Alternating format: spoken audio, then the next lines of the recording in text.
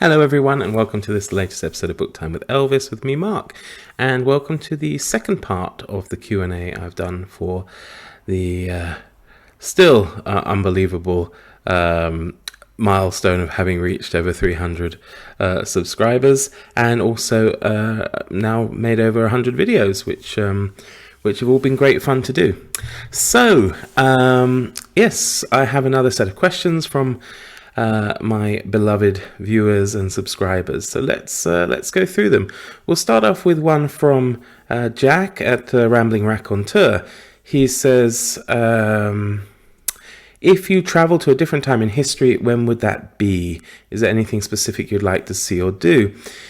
I thought about this, and of course there's the whole, meeting my grandparents or great-grandparents and going back and killing Hitler or something. But actually I saw a funny thing with Ricky Gervais about that, when people say, they'll go back in time and kill baby Hitler, and he's like, you'd kill a baby? And then he proceeds to show this picture of what Hitler looks like as a baby, and it's quite, he's cute. Of course he did it, you wouldn't have had any idea what he would have grown into, and of course it would have been, probably quite impossible to do that, even when what that baby what kind of monster that baby grows into. But anyway, I've chosen two places and times I would travel back to. I would travel back to the middle era, I suppose, of Byzantium, when it's at its kind of apex or apogee. And I would just love to see Constantinople, what it looked like in those days. I was actually speaking about this with Jack over the weekend, and about these wonderful books by John Julius Norwich on the history of Byzantium. And I remember such amazing descriptions of the city of Constantinople, and I would just love to walk around the streets and see what it was like back in the day, as it were. And the other time I'd like to visit is Europe. I'd like to travel through Europe in the years preceding the First World War, to visit the old empires, and so I suppose anywhere between 1890 and 1913, I think it would be fascinating to just visit the cafes. Go to Vienna in 1913, and you have in the cafes you could bump into Hitler, Stalin, Tito, and God knows who else, Freud or whatever. And it's incredible to think. Not that I want to sit down, by the way. I'll make that clear. Not that I want to sit down and have a coffee with Stalin or Hitler, but I meant just the kind of atmosphere. The revolutionaries discussing things in cafes and wine cellars or beer cellars, and just the whole. I have this real interest in the Habsburg Empire, and also just what this country was like in those days. The Czech Republic as part of Austria and things like that. I think it would have been fascinating. Okay, next, Michael K. Vaughan asks me, has a book ever changed your outlook on life? Or have I ever read a life-changing book? Now, I thought about this, Michael, but the problem is I can't think of a specific book that's actually changed my life. Though, of course, books in general have changed my life. I think being a reader has, completely changed my life. I think my life is richer by being a reader than by being a non-reader. And of course, by being a reader, it's changed my life in the fact that I somehow, got on to making videos on YouTube about books and got to meet this wonderful community. So, as I say, it's hard for me to choose a specific book that's changed my life, but I think the love of and enjoyment and reading of books has completely transformed my life compared to what it would have been without them.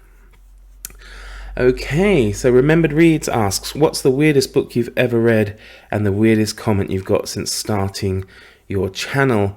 Well, the weirdest book, for me, I would have to use weird in terms of disturbing, perhaps, in which I've mentioned it a couple of times, and that's The Wolf and the Watchman. It's a Swedish book by Niklaus Natt och Dag, I think.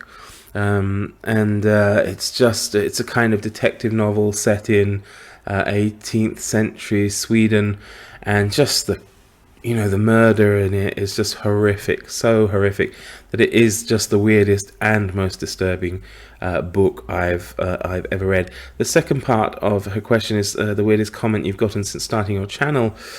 I haven't actually got any yet, touch wood. I've had a few people try to plug their own books or something and this kind of thing, but I don't think I've had anything weird yet.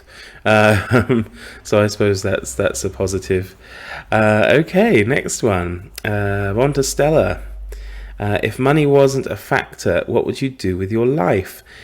Well, yeah, I think like a lot of people, I imagine this scenario. But to be honest, and I know it's probably something that a lot of people say that it wouldn't change them and this kind of thing. I'm not sure that it would change me that much. I think it would just mean that I wouldn't have any concerns. I'm not by nature an ostentatious person. I don't drive.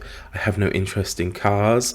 I'm not particularly keen these days on flying.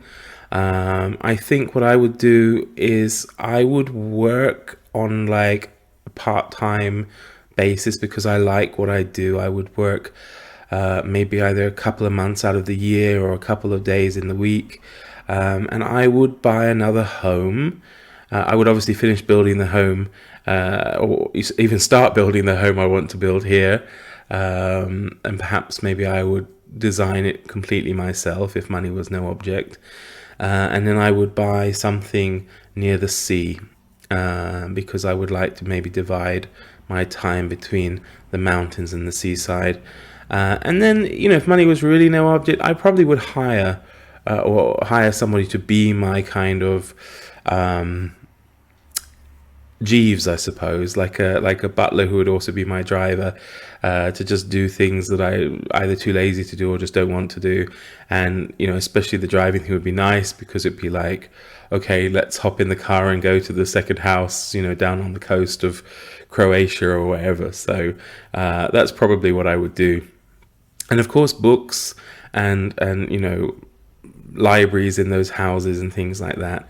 And I like to think I would be generous too. I would love to help change people's lives, but do it, for example, something like you're sitting on a train and you listen to somebody who has money problems, and you just kind of get up and walk over and give them an envelope with a check in and then disappear, because if it's no object, it doesn't matter anything to you, but you change somebody's life for the good. Okay, so next one from Aaron Facer. What 3 books, if you can narrow it down, would you recommend as an introduction to Czech literature and culture? Well, I have narrowed it down. Some people might disagree with me, but these are the 3 that I'm going to go for. I think if you're ever going to embark on Czech literature, you have to read Jaroslav Hašek's The Good Soldier Švejk.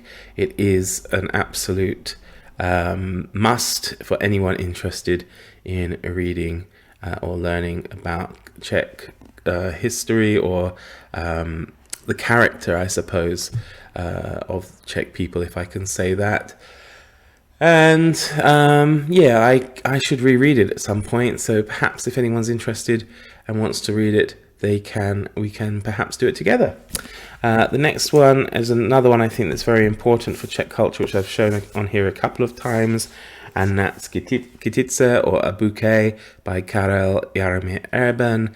It's a book of poems, but the poems are disturbing and dark, and they're kind of all based around Czech fairy tales, Czech folklore, and that kind of thing. And every child, every Czech person knows them.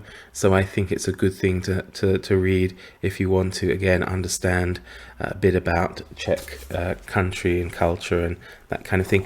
And probably a really funny thing and good one for understanding the Czechs, as it were, is this little book here, The Czechs in a Nutshell.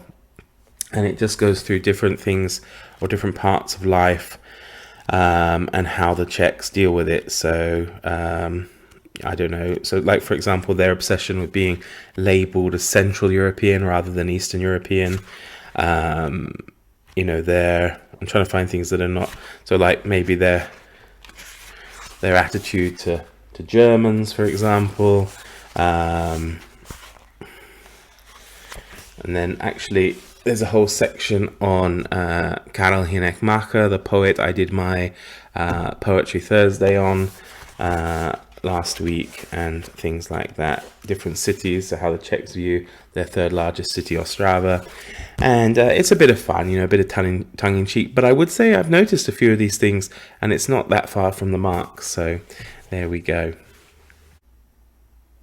Okay, the next question comes from Brian at Bookish. And he asks how I feel about the works of Milan Kundera. You know, I'm ashamed to say it. After 9 years here, I've yet to read him. I have a copy of The Unbearable Lightness of Being. It's one of those books that's really, really hyped up that I'm actually afraid to read it in case I won't like it. I was talking to a Czech friend of mine the other day about it, and I did say to her, I'd actually forgotten she'd given it to me as a present years ago for a birthday, that I hadn't read it yet, and then I remembered, oh, oops. But no, she said she understood, and it was that thing. But I did tell her I would read it, so I need to read it. I mean, I don't know how much he's impacted on the fact that although he's Czech, he has lived a long time in France. He even writes most of his books in French now anyway, so you know, he's Czech, but I think he's also a little bit removed. So I guess if you were to, you know, read a Czech writer of the same generation and get more of a Czech sense, you would be better off probably with the likes of Bohumil Hrabal, for example. Okay, and the next question from Brian. Since the Czech Republic is one of the world's great beer places, he wonders if I drink beer, and if so, what's my favourite? Well, I do drink beer. It is my favourite alcoholic beverage. And my favourite Czech beer, it's a very difficult question. Most people will say Pilsner Urquell. It's probably the most popular beer here, and I do like it. Though I prefer the unpasteurized version, and the unfiltered version has a much nicer taste. But, you know, generally I will go for something like Kozel. It means goat in Czech. It has kind of a goat motif on the front of their bottles and cans and things like that.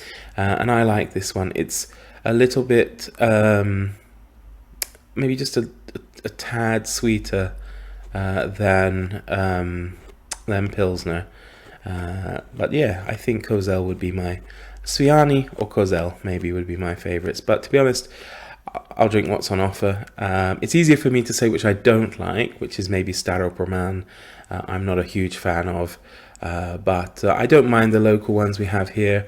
In the town of Náchod, just up the road, there's Primator, which is not too bad. And then in the town of Dobruška, which is just down the road in the other direction, there's Rampušák beer, and it's a small family-owned brewery, and that's really nice as well. I prefer the light beers to the dark beers, and yeah, they're all good. You're not really going to go wrong with a beer here in the Czech Republic.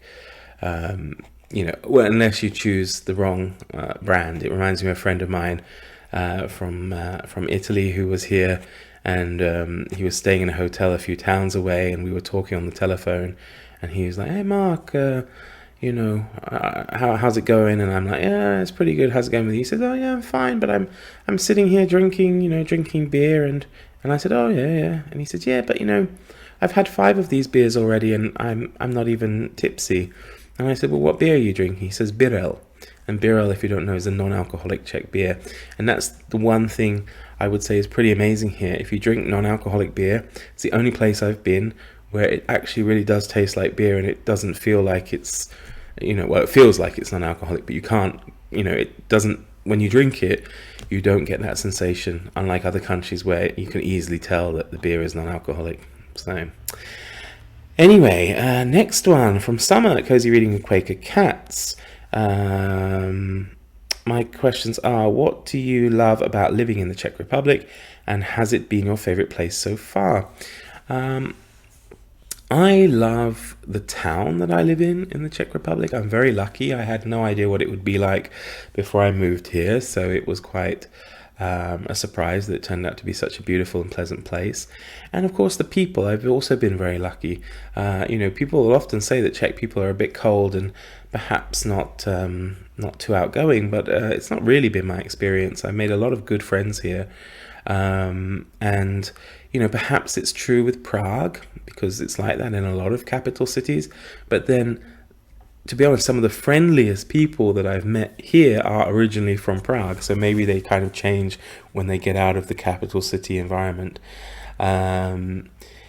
People also say that because we're kind of split into 3 distinct areas. We have Bohemia, Moravia, and Czech Silesia. The rest of Silesia is in Poland. And people say that those from Moravia tend to be the friendliest and nicest. And, they are great. But I think everybody's fine. I haven't had any problems, touch wood, yet with anybody. And I think that would have to be my favorite thing. Also, though, the history. There are more castles. There's almost a different castle here for every day of the week. And it's like a fairy tale sometimes when you see these places. Like if you go to Český Raj or Bohemian Paradise, they have like the Trotsky Castle, and it's like from Lord of the Rings. Yeah, it's these 2 big rock formations that come out, and there's like a tower on each one, and it forms this gateway, which is pretty cool. And has it been my favorite place so far? Well, I've been here 9 years, so I think yes, but not always the most exciting place so far. It is a small town. It's comfortable, and at this stage in my life, it's absolutely fine.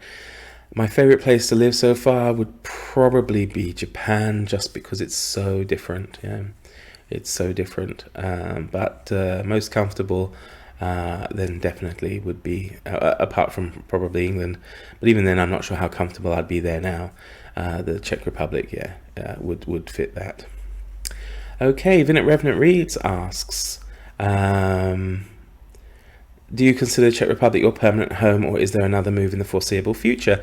Well, I am a permanent resident now of the Czech Republic, and I will be building a house, so I think yes, I'm considering it at least my permanent home for the next 10 years. But I can't see myself moving unless Stella's question comes to pass and I don't have to worry about money, but then I wouldn't actually move. I would just split my time. He continues, how did you get into opera, and what other music do you listen to? Well, I got into opera when I was probably about 9 or 10 years old, and I had a fantastic music teacher at my school in Bermuda, and she used to just play all sorts of wonderful things to us. And I remember we watched the Milos Forman Amadeus film as part of our lesson, and it was just amazing to me. And I just really got into opera that way, I think. And my grandmother bought me some cassette tapes, and when I went back to England, I had a friend who was also into opera. You can imagine we were really the cool crowd at school. But we weren't actually that bad. I think people looked at us as more eccentric rather than anything else. And then I kind of got into operettas. I really had this phase in my mid-teens, I suppose, of loving Gilbert and Sullivan, and I was be playing them everywhere and singing them everywhere. I think the wonderful thing, though, was that a few years ago I did get to go to the Estates Theatre in Prague, which is the opera house that Milos Forman filmed Amadeus in. And I got to see my favorite opera, The Marriage of Figaro, and Mozart actually had performed in that theatre. He had premiered Don Giovanni there, so that was really magical. That I'd kind of come this full circle. That all those years ago, watching this film, which was in this place, and I was actually then in that place watching the opera that was in the film, in the place that the person actually performed in. So I probably mentioned it a few times before on this channel, but yeah, for me, I thought that was fantastic. Okay, next one. Oh, sorry, yeah. What other types of music do I listen to? All sorts. I love music. Apologies if you can hear this dog yapping. It's not Elvis. It's my neighbours upstairs are looking after this little Yorkshire Terrier, and it yaps every time it comes in and out. What other types of music do I listen to? Yeah, really all sorts. I love music. I will listen to, Motown, reggae. I like cheesy 80s pop music, rock ballads, power ballads, 90s grunge, Britpop, and all sorts. I don't, but I kind of stop around maybe 2003. There are a few.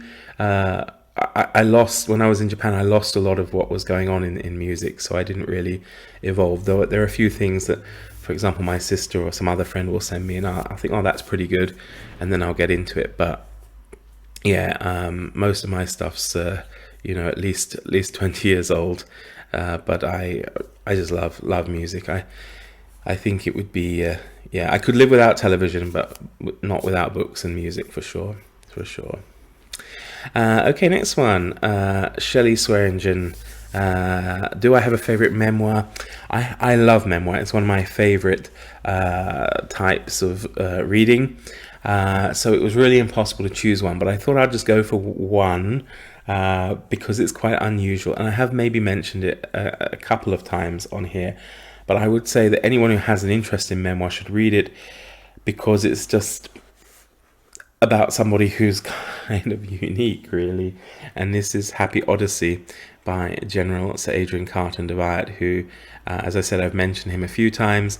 But if you want to read a book by a crazy, badass Victorian/Edwardian soldier who, you can't possibly believe that it's real, but it is, and it's just amazing. It's not the best work of literature. He's very matter of fact about things. He doesn't, for example, mention the fact that he won the Victoria Cross, which is like the British version of the Medal of Honor. He doesn't mention it at all. That's only mentioned in the foreword by Winston Churchill. But he had so many injuries. He was in plane crashes. Basically, he was just unkillable. Yeah. He even lived to quite a ripe old age as well. He never mentions much about his absolute private life. So he, in passing, mentions the fact that he's married or has children. The rest of the time, it's all about soldiering and war and how much he loved it. Yeah. I mean, this is the crazy thing. There's just something unusual about him. He lost his arm, he lost his eye, and he still kept going. I'll give you a little excerpt if you'd be interested. The doctor at the dressing station had no means of judging whether my skull was damaged or not, but to avoid shaking me unnecessarily, he sent me down to Corby in a barge, though by this time I was feeling no pain at all. Soon I was back in Park Lane in the same room with the same pyjamas and the same welcome. He's been injured that many times that he has his own room and his own set of pyjamas at this hospital. Yeah, so that's one thing. After an examination, the surgeon pronounced my skull intact, ordered a bottle of champagne, and told me that by a miracle a machine gun bullet had gone straight through the back of my head without touching a vital part. The only after effect of this wound was that whenever I had a haircut, the back of my head tickled. And that's what he's like. It's really good fun. I mean, it's not always politically correct because, of course, of the era and type of person writing it. But if you just want to read, the story of a kind of Superman, then I would give that a go. Okay. So William Frett asked me some questions. What are your thoughts on the following authors: Dickens, Dumas, and Mark Twain? Well, I'm not hugely widely read in all of them. I like the Dickens that I've read. Great Expectations, Tale of Two Cities, Oliver Twist.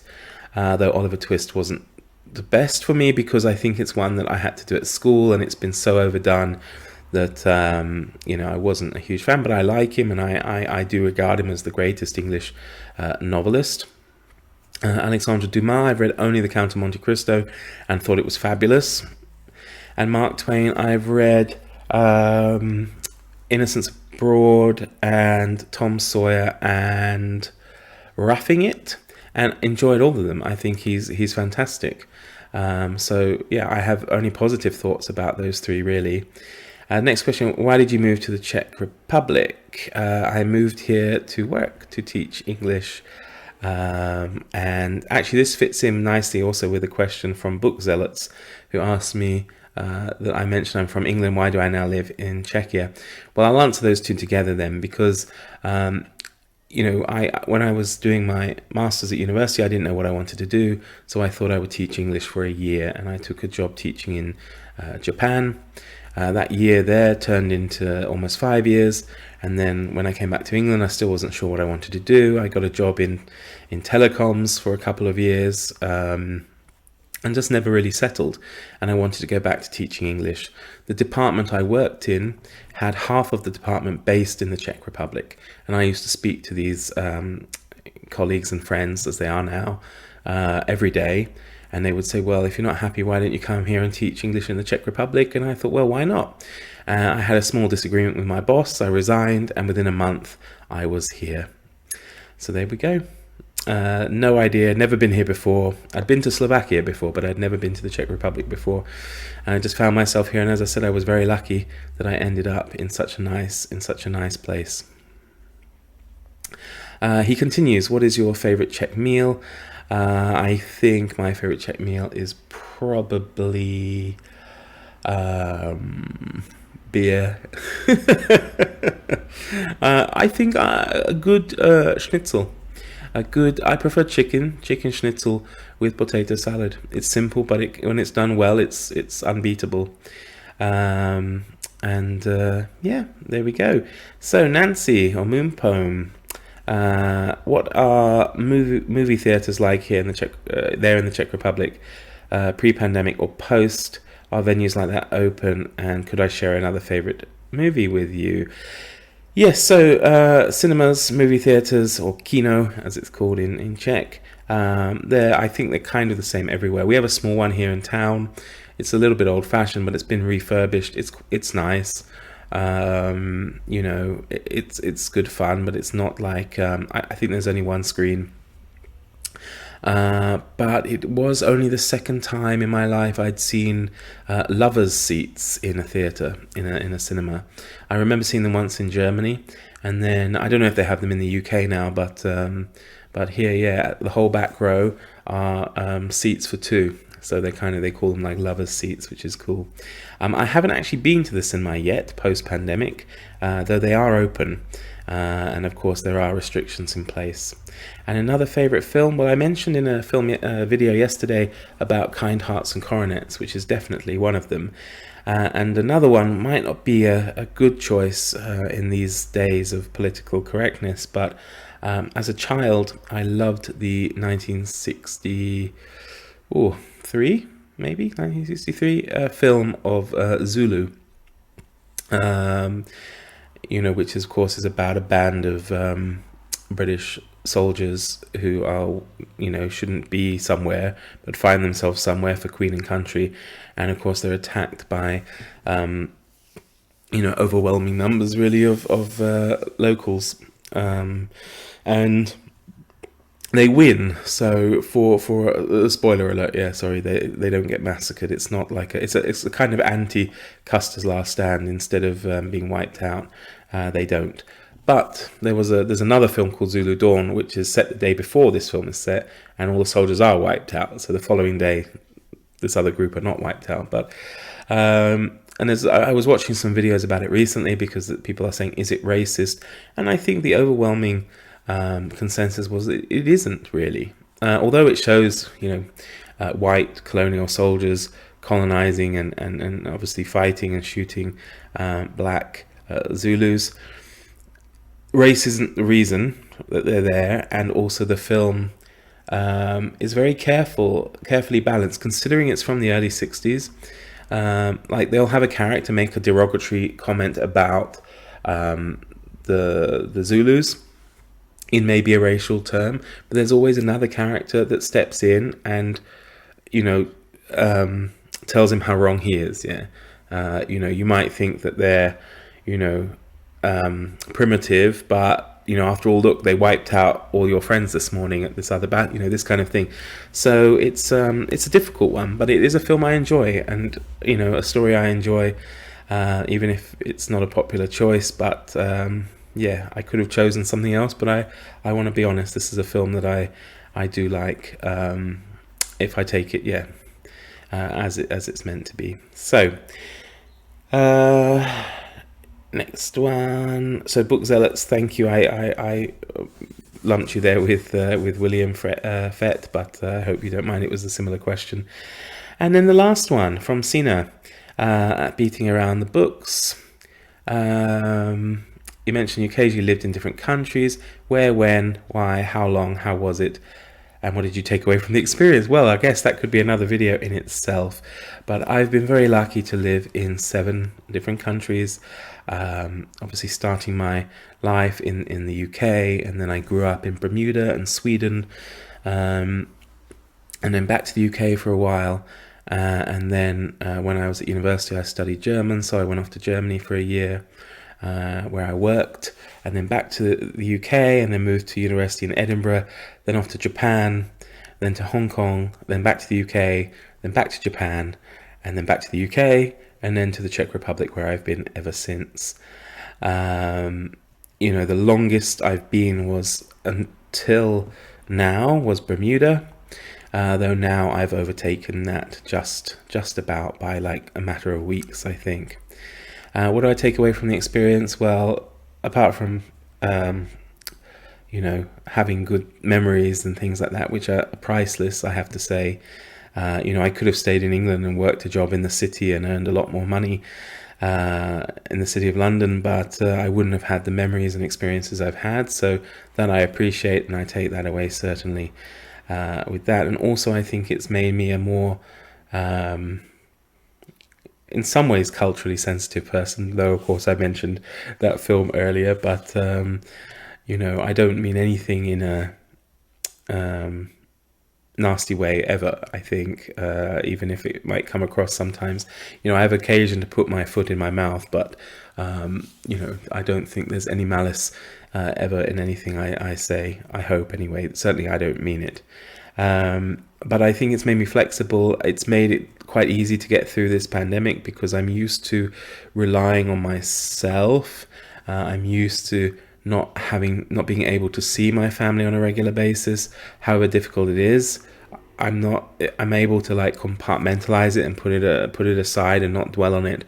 So that, to be honest, it wasn't that much of a challenge for me having to go through this, because I'm often alone with my thoughts, because I think it's very difficult. However long you live in another country and outside another culture, you never feel 100% part of it.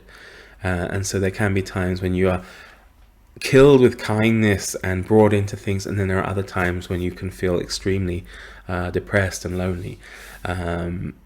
However, I seem to have really dealt with that. I don't get really homesick or anything like that anymore. Though I do miss a couple of things, like at the moment I'm missing, of course, really good bookshops that are accessible and nearby. I'm missing ease of delivery from bookshops, though the ones that I have here haven't been too bad. And I miss Chinese food. So there we go. So everybody, thank you very much for your wonderful questions, and I hope you enjoyed the video. I'm sorry it's long, and I look forward to seeing you all next time. Do take care. All the best. Bye bye.